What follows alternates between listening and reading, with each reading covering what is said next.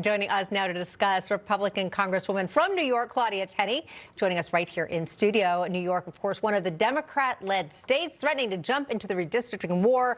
Congresswoman, welcome to American Agenda. Always great to have you here with us in studio. I bet you're chomping at the bit to respond to Hakeem Jeffries. Well, of course. Set the record straight. Yeah, the lies and hypocrisy coming from the Democrats. Look, he said that they didn't gerrymander. The Democrats actually were part of passing an independent redistricting commission in 2014. He was serving, actually, he had gone to Congress by then, but I served with him in the state legislature. They came out with a very extreme gerrymander in 2022. That's when there was a lawsuit and they had a special master draw the lines. And then the Democrats did another lawsuit in 2024 to redraw the lines, claiming that there was a constitutional issue. Now, remember what they did. They bullied the Court of Appeals Chief Justice out, who sided with the Independent Redistricting Commission.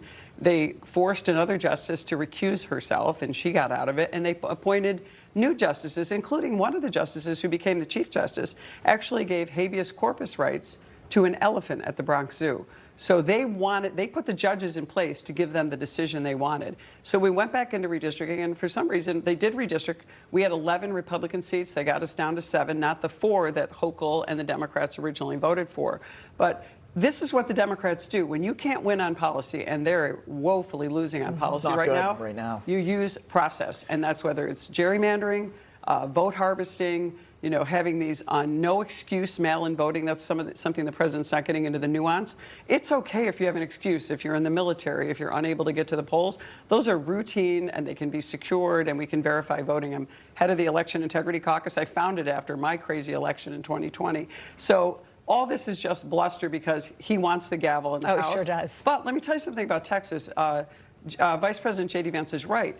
Many of the Republicans are complaining in Texas because they're going to have these extreme Republican districts made into Republican districts that look like mine in New York State, which is, you know, a Republican district. So they don't want to give up their very strong Republican district. So he's right. They are kind of actually evening it out and making it more fair.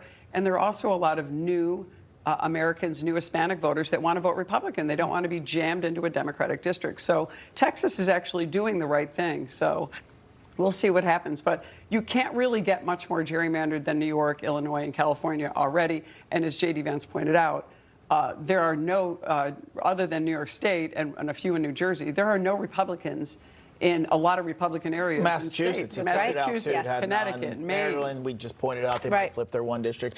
What would you think about if there was, I mean, Katrina have talked about this a lot, and we kind of think that and thought this is where it was going to go, that other states are going to get involved if California does what they're planning on doing here.